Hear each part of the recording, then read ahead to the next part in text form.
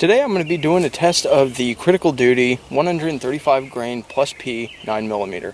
Now I'm going to test two barrel lengths that I think are very relevant. Number one is probably one of the shortest barrel lengths that you can find in a semi-auto double stack, aside from maybe the subcompact version of this. This is a 3.3 inch barrel. And then you have the P07 over here, which is a very popular request that I've been getting. Now, beyond that, I don't really care to use plus P because I think the plus P round is very good for getting this round up to the speed of the non-plus P for the shorter barrels. And that's really the purpose behind me using this. So let's go ahead and look at the performance out of the Beretta PX4 Compact and the P07. And my test protocol is going to be winter, 2 layers of t-shirt, and a Carhartt knockoff. Okay, first off, 3 shots with the PX4 Compact, 2 layers of t-shirt, Carhartt knockoff, and I have t-shirt in the back to hopefully catch it if it over penetrates. And these are two 12-inch blocks.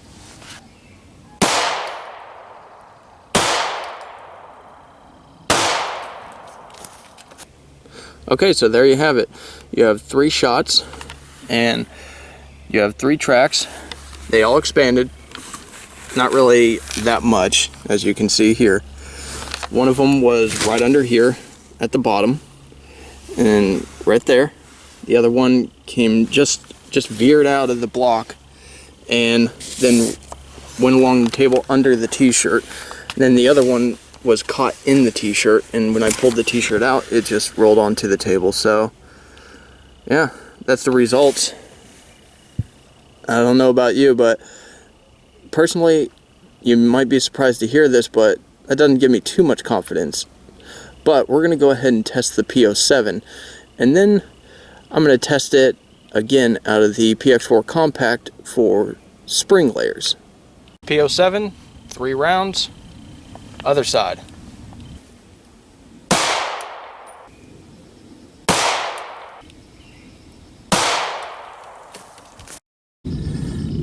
Okay, so you have these results right here.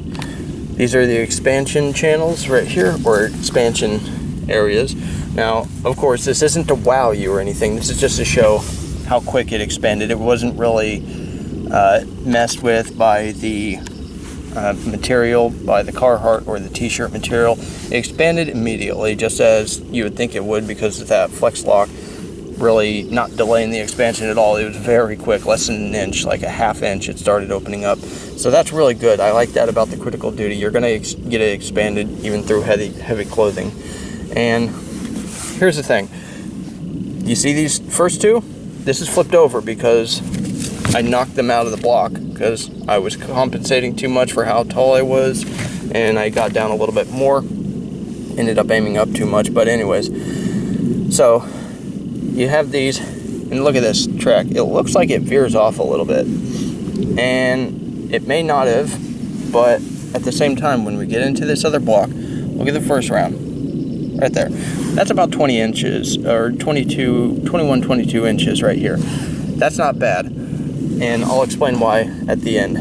And then you have these other 2. You have this one that veers off just a little bit, and this is at about 18 inches. This is about 15 inches right here, and then this is about 18 inches or so. And then you have this one, or this is about 18 inches, and then this is about 20.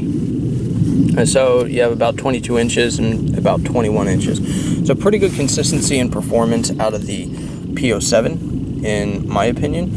But let me go ahead and do another test. I want to go ahead and see how this performs out of the PX4 Compact in spring layers, because I think that's where it's actually going to shine. Okay, pardon the train in the background. Alaska Transport's early in the morning. So I have 4 layers of t-shirt. It's just doubled over, and PX4 Compact 1 round. This is going to be a spring load because really you might wear a hoodie or whatever in spring because it's still a little cold here, but yeah, this is going to do the best it can. It might be a little more aggressive, but who cares? Let's go ahead and test this 1 round out of the PX4 Storm Compact.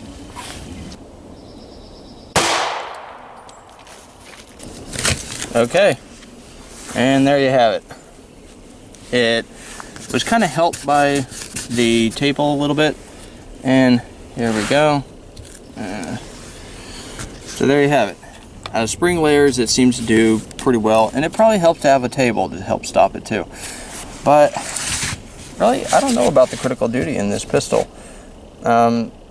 I have no problem with it stopping in 20 inches.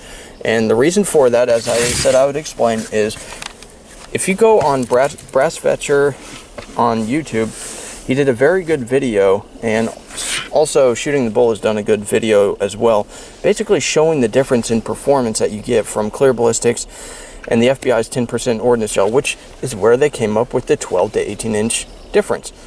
This stuff flexes a lot more, therefore it does not show wound channels. This probably simulates muscle tissue a little bit better, but we're not all made up of muscle, as Shooting the Bull says on his channel. We are made up of organs. We have a lot of water-based stuff going on inside our body. So with that, in clear ballistics, it doesn't really tear, it gives, and it can be pushed out of the way. And with that respect, it gives a lot more than FBI gel does. Once FBI gel reaches a certain pressure, it'll just tear, and that's why you see these dramatic wound cavities and stuff, and it's really not like that in the human body. The body does not get ripped like that off of pistol rounds. What is actually going to affect the body is the crushing effect. So whatever the bullet makes direct contact with, not scraping, not going near, direct contact with. And this is all happening basically at the rib bones right here. So, and if you hit a bone, it's not going to do much more than this. It's not going to get very far. So with this, I'm fine with 20 inches in clear ballistics, or 22 inches. I have no problem with it. And that's why, because there is a big difference. For a 124 Golden Saber that Brass Fetcher shot through ordnance gel, it got about 14 inches. He shot in clear ballistics, he got 19 inches. That's the difference. You got to account for that. And consistently, he was getting about that same ratio of penetration difference. So you really got to take that into account. You can get 380s in ordnance gel that go about 8 inches. And then you get them in clear ballistics and they go 13 inches. That same round, the gold dots. So that's what Brass Fetcher did.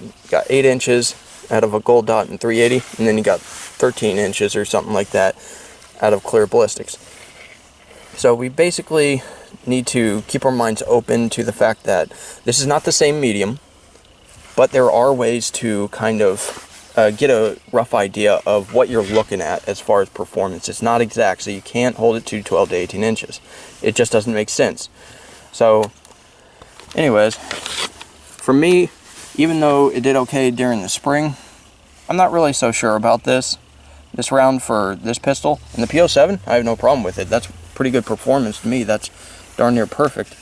But, you know, again, a little bit of veering, but it wasn't really that much. So if you aim at the target, you should be able to hit the target. At least that's the hopes. But anyways, let's go ahead and get these out and take a look at them. Okay, so here are the rounds from the P07. Darn near textbook expansion. This one, not really textbook expansion. I mean, you can see it's still one. It could have expanded a little bit more, but it didn't. And then you had this one expanded a little bit more, and then this one expanded a little bit more. So, not really that bad. I like the penetration that they got on this, or that these got. So, in the P07, I say 135 plus P all the way. Okay, so I did a couple bare gel shots. I just decided to do it. So, these are the results that I got. This one is from the PX4 Compact right here, and from the P07. Now if we take this off, expansion's pretty good in bare gel. P07 is even better. I still say the P07 is the better candidate for this round though. What do you guys think?